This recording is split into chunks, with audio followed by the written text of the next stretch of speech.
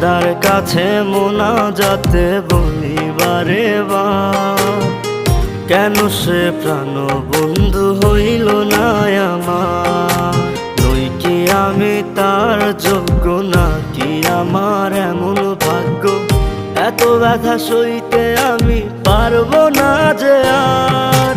খোদার কাছে মোনাজাতে বলি বারে বার, কেন সে প্রাণ বন্ধু হইল না আমার।